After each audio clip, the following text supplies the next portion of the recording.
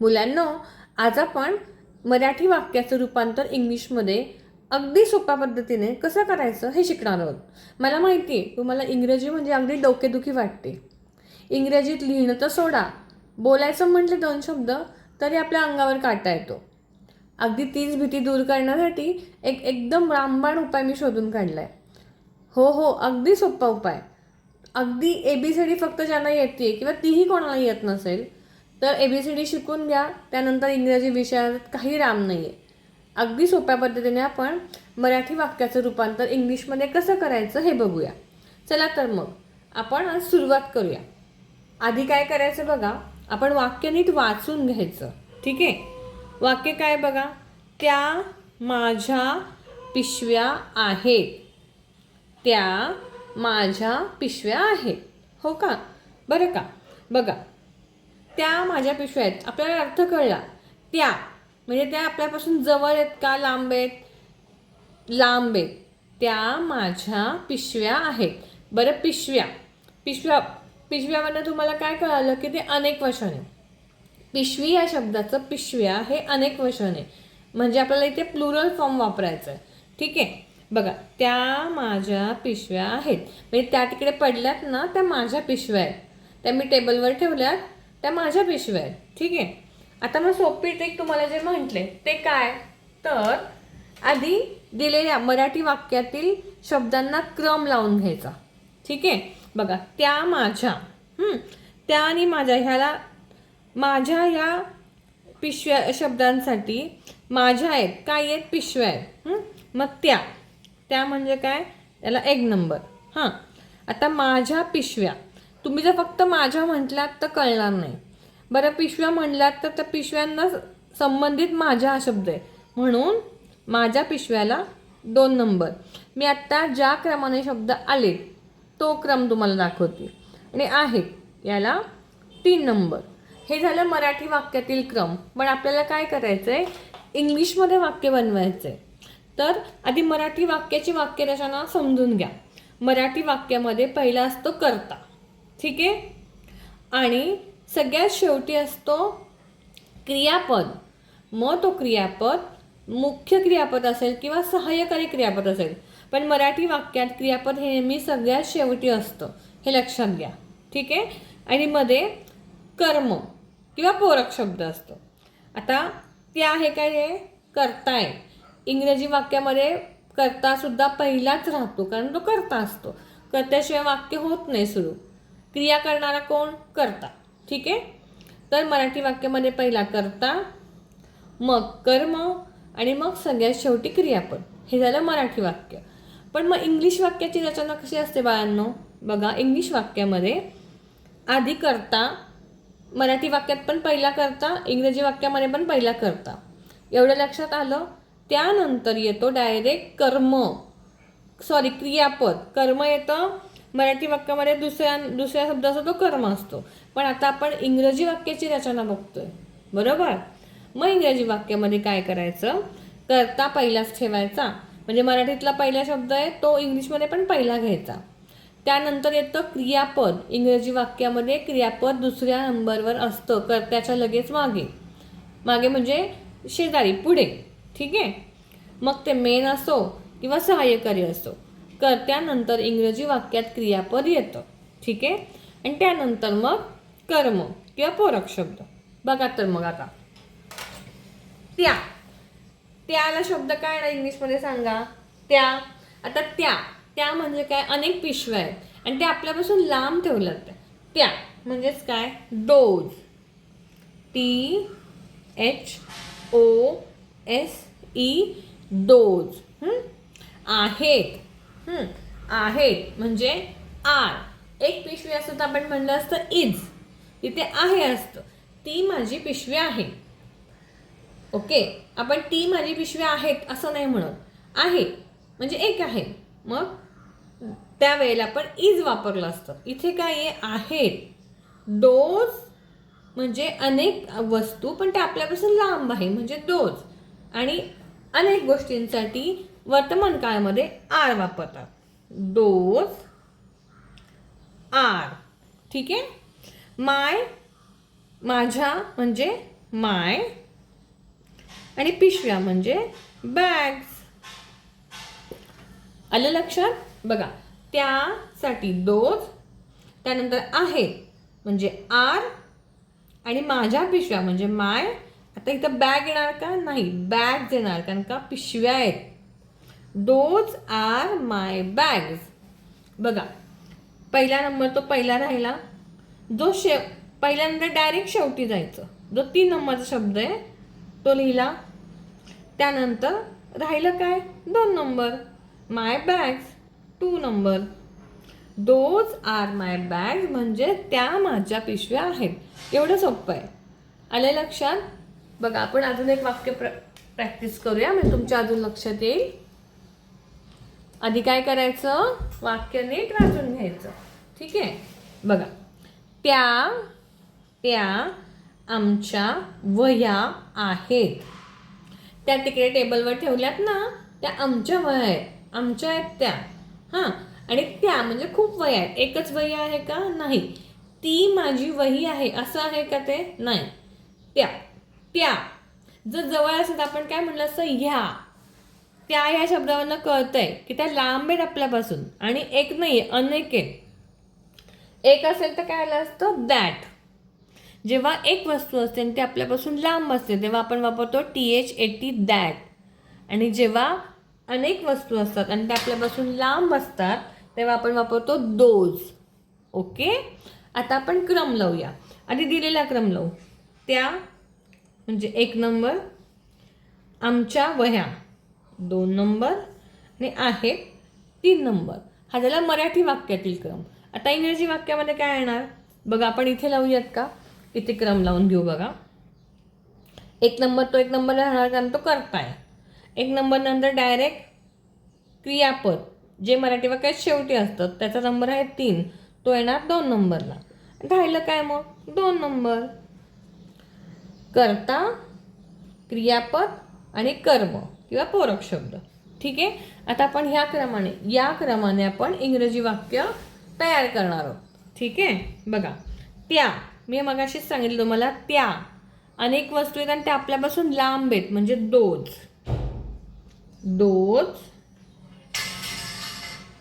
Those आहेत म्हणजे R. एक असं आपण इज म्हणलं असतं. दोज आर आमच्या वह्या. आमच्या म्हणजे काय? अवर. वह्या म्हणजे नोटबुक. NOTEBOOKS.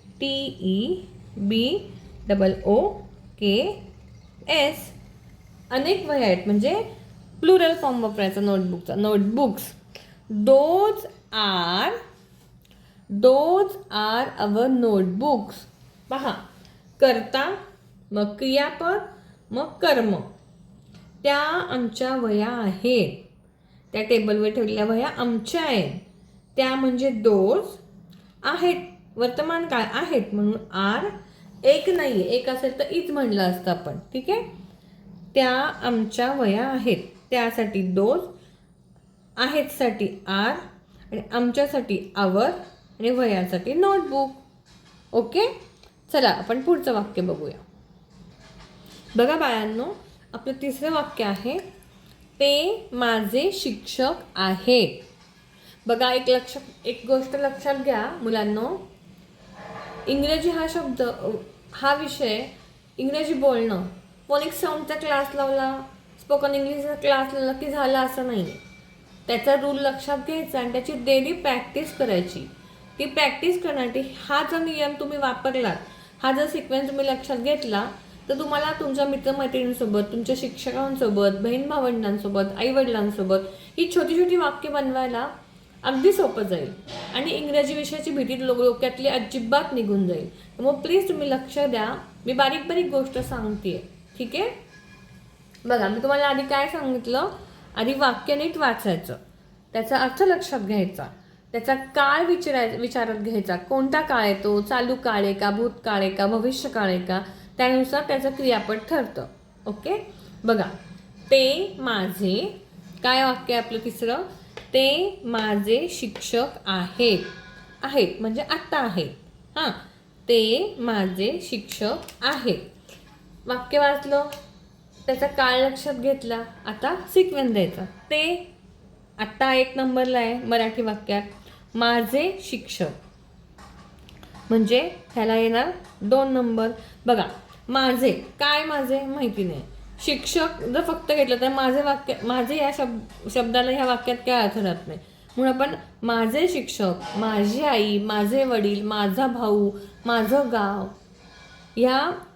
याला हे शिक्षक हे जे नाऊन आहे त्याला डिस्क्राईब करणारं हे ॲडजेक्टिव्ह आहे.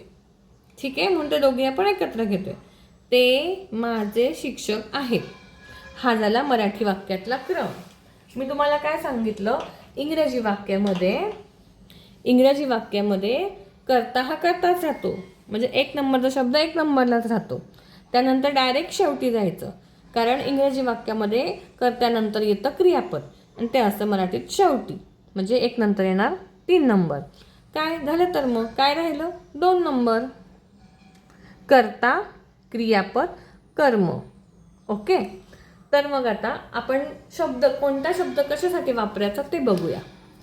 बघा, ते म्हणजे काय सांगा.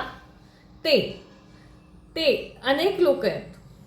आपण म्हणलं का ते ह्या शब्दाने तुला एक लक्षात येते का. आपण शिक्षकांना नेहमी अनेकार्थी, आदरार्थी म्हणतो. ते तिथे 4-5 जण जे उभे आहेत ना, ते माझे टीचर आहेत, शिक्षक आहेत.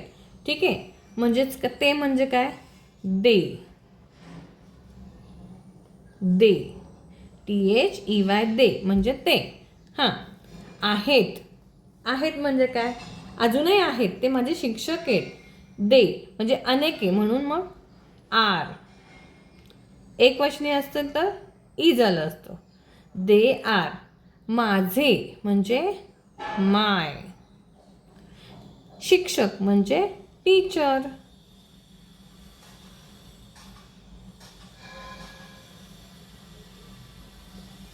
TEACHERS, teacher.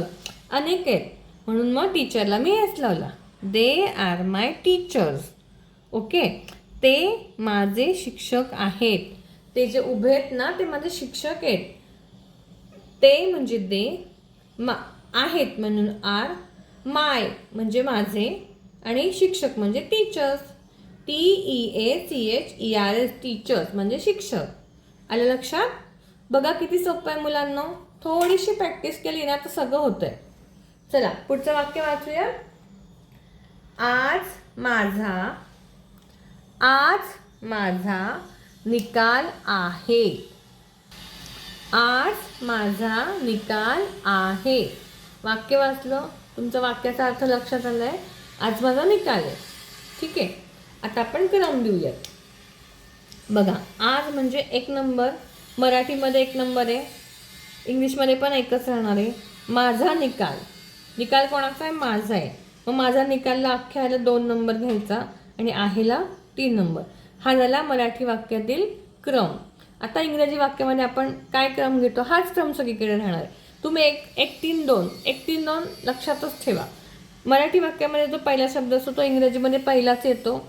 मराठी वाक्यामध्ये 1 नंतर समजा 3पेक्षा जास्त शब्द असेल मुलांना, तर काय करायचं, डायरेक्ट 1 नंबर घ्यायचा, त्यानंतर डायरेक्ट शेवटचा नंबर जो काय असेल तो 2, 3, 4, 5.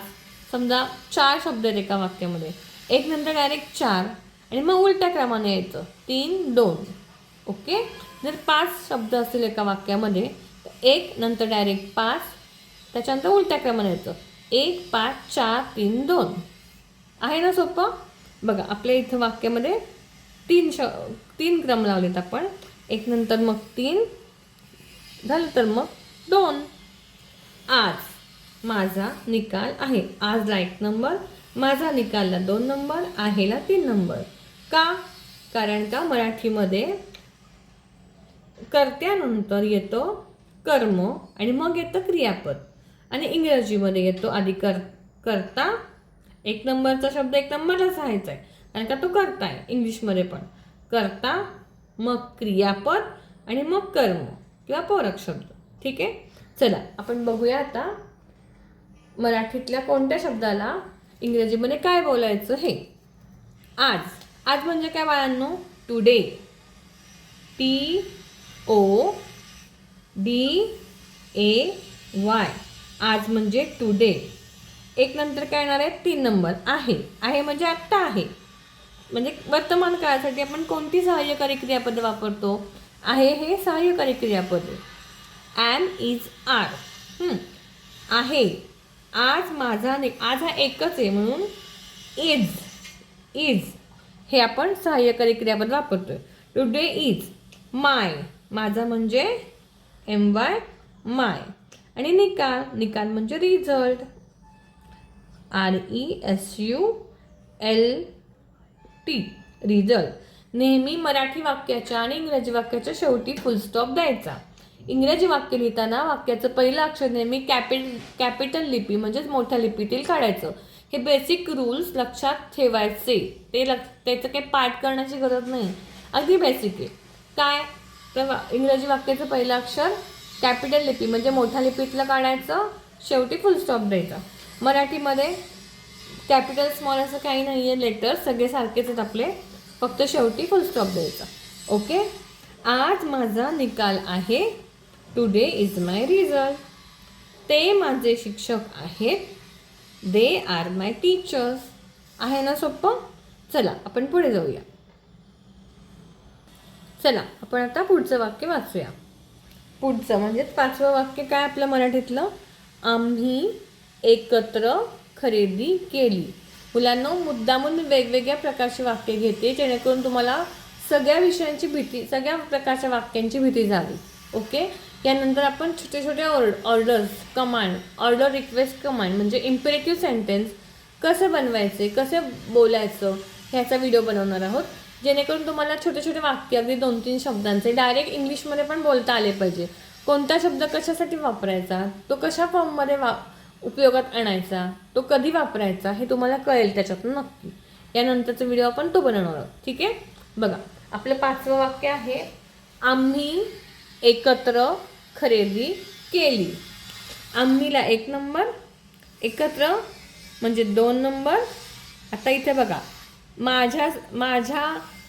माझे पुस्तक किंवा माझे असं नाही आहे, आम्ही एकत्र.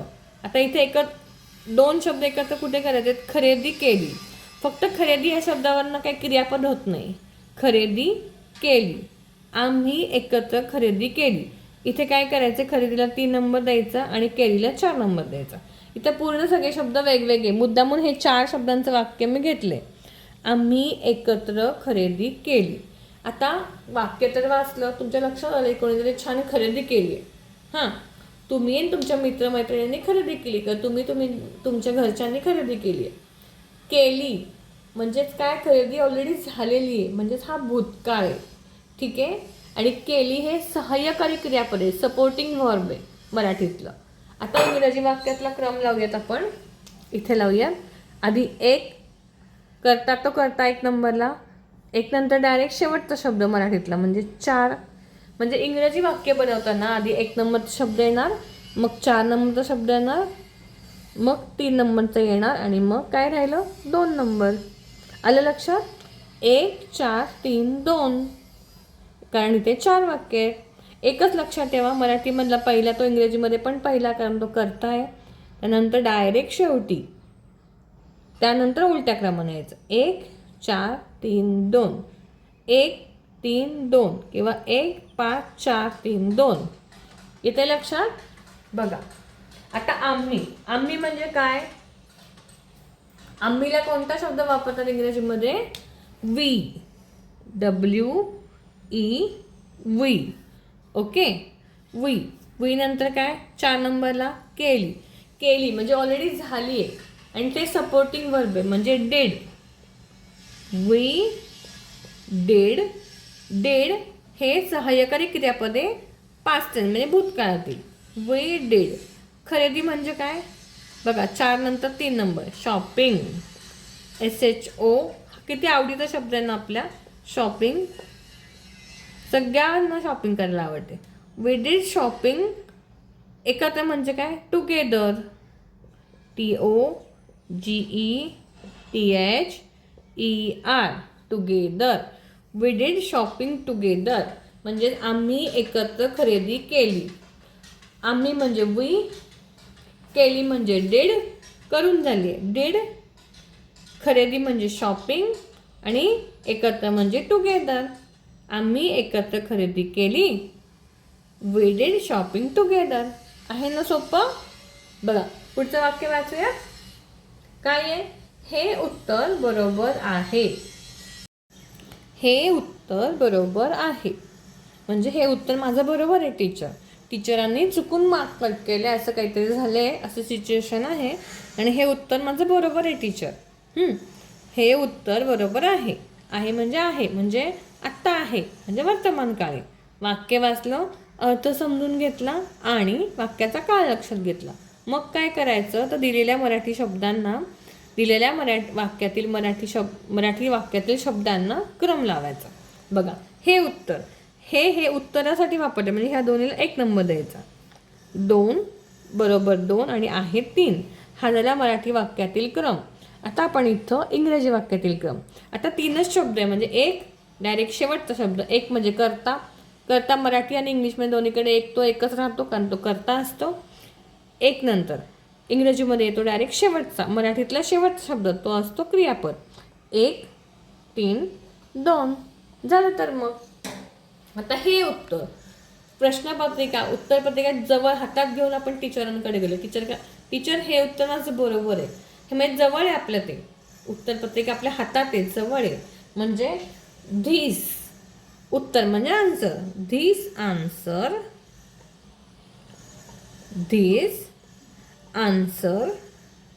ANSWER. लक्षात घ्या बाळांनो, एक गोष्ट असेल आणि ती जवळ असेल तर धिस.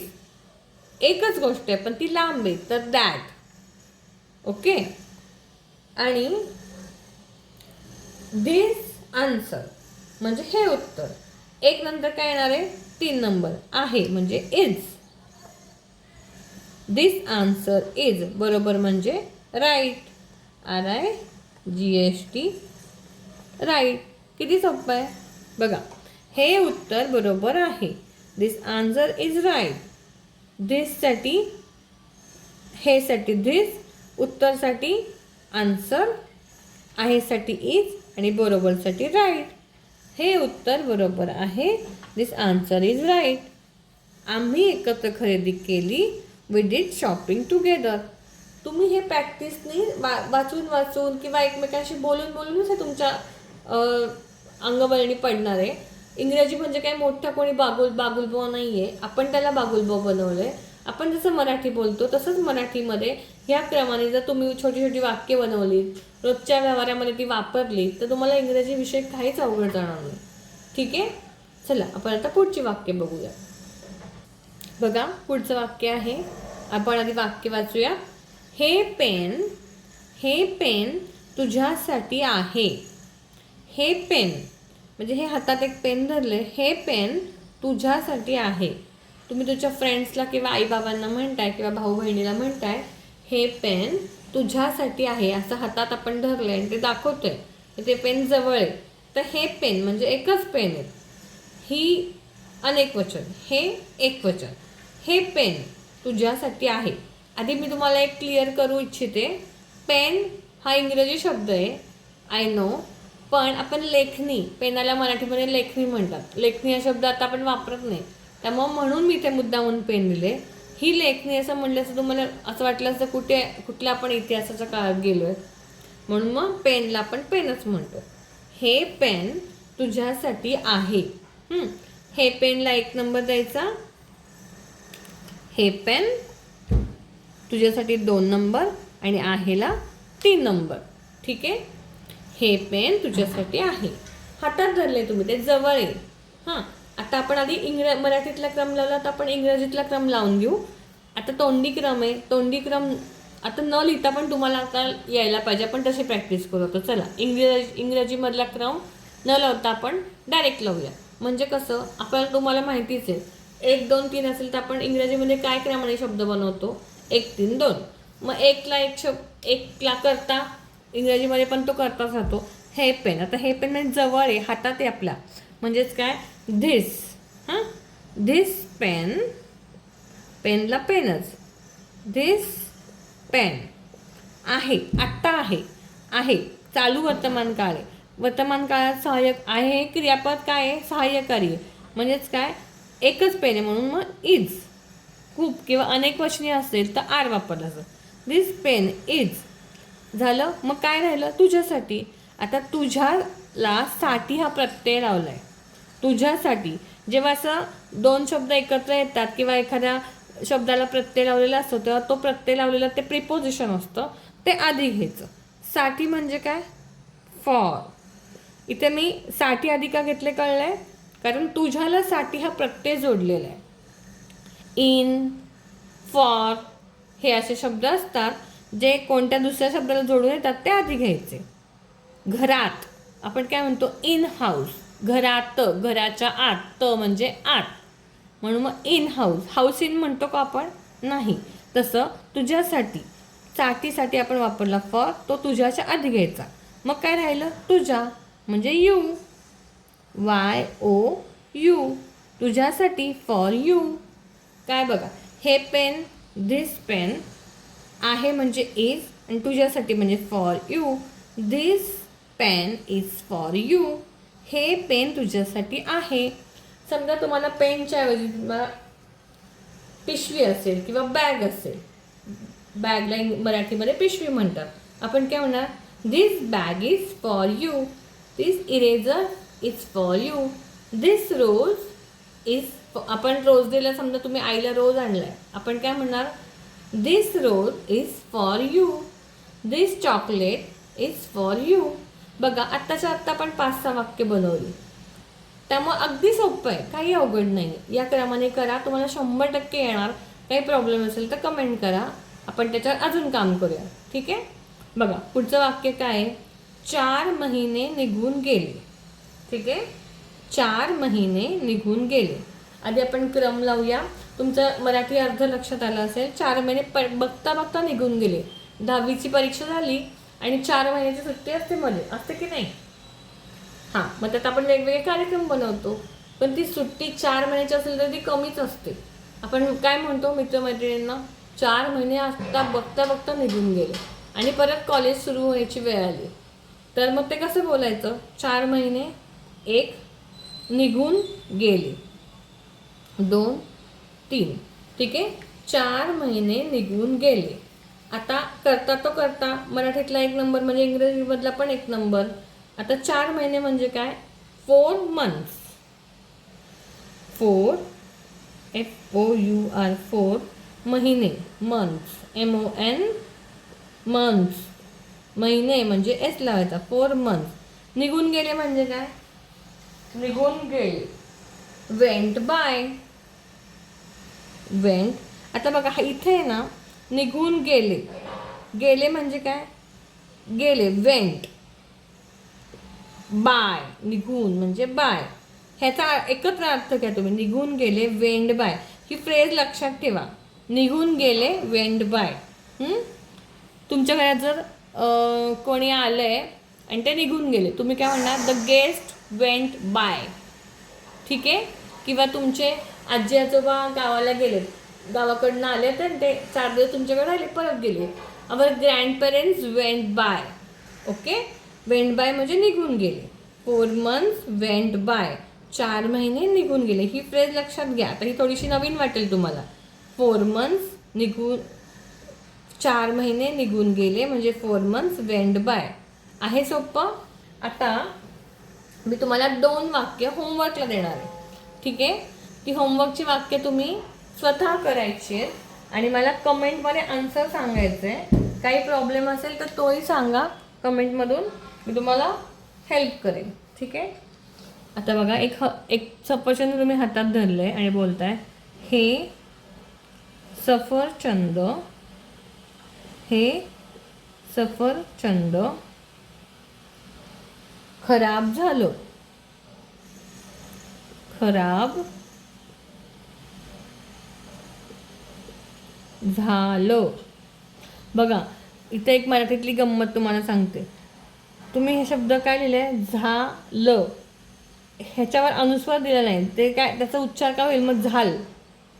पण तुम्हाला जेव्हा शेवटचा उच्चार मराठी अक्षराचा शेवटचा उच्चार लांबवायचा असतो तेव्हा त्याच्यावर डॉट म्हणजे अनुस्वार द्यायचा.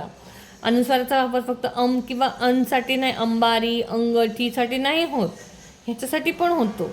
बघा आता इथं सफर च वर अनुस्वार आहे, मग त्याचा उच्चार आपण काय करतो चंद. आपल्या याच्यावर कधी न उच्चार करायचा अनुस्वाराचा आणि कधी म, याच्यावर सुद्धा एक व्हिडिओ आहे. मी चॅनलला फॉलो करा आणि तो व्हिडिओ नक्की बघा. हे सफर चच्या नंतर च वर अनुस्वार आला तर त्याचा उच्चार न साठी करायचा चंद. कोणत्या अक्षरावर अनुस्वार असेल तर त्याचा उच्चार न करायचा, कोणत्या अक्षर असेल त्याचा उच्चार म करायचा, ह्याचं सुद्धा डिटेल त्याच्यामध्ये माहिती दिलेली आहे. प्लीज तो व्हिडिओ बघा. हे आता इथे लवर आपण झालन किंवा झालम म्हणतो का नाही, मग तिथे अनुस्वार का दिला तर आपल्याला तो उच्चार लांबवायचा आहे. झालं. हे सफरचंद खराब जर अनुस्वार दिला नसतं तर काय झालं असतं झाल. हे सफरचंद खराब झाल, पण त्याला आपल्याला काय म्हणायचं आहे झालं. लचा उच्चार थोडा लांबवायचा आहे, दीर्घ करायचा आहे म्हणून अनुस्वार दिला आहे. ओके. बघा खराब झालं. हे सफरचंद मी तुम्हाला थोडीशी हेल्प करते. This apple you know better. सफरचंदाला ॲपल म्हणतात. हे ॲपल म्हणजे हे सफरचंद म्हणजे दिस ॲपल. हे हातात आहे म्हणून दिस, दॅट नाही. दिस ॲपल आता खराब झालं. झालं म्हणजे तुम्हाला निघून गेलं, खराब झालं. वेंट इथं बाय नाही येणार, पण इथे काय येणार खराब म्हणजे बॅड. दिस ॲपल वेंट बॅड. ओके. हे मी लिहून देत नाही, तुम्ही होमवर्क करायचं आहे. हां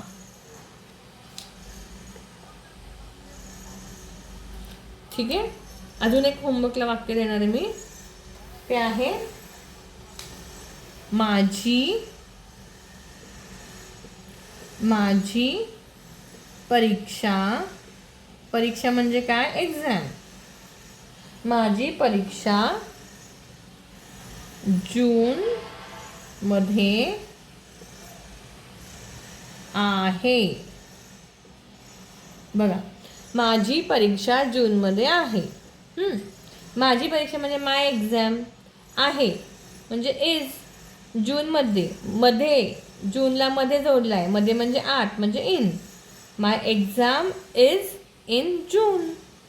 आहे की नाही. अरे मी उत्तरच फोडलं, हरकत नाही. मी हे तोंडी एक्सप्लेन केले. तुम्ही हे नक्की वहीमध्ये करा आणि तुमचा आन्सर कमेंटमध्ये टाका. ओके. व्हिडिओ आवडला असेल तर लाईक करा, शेअर करा आणि अशा छान छान सोप्या सोप्या ट्रिक्ससाठी इंग्रजी आणि मॅथ्सच्या चॅनलला फॉलो करा. थँक्यू.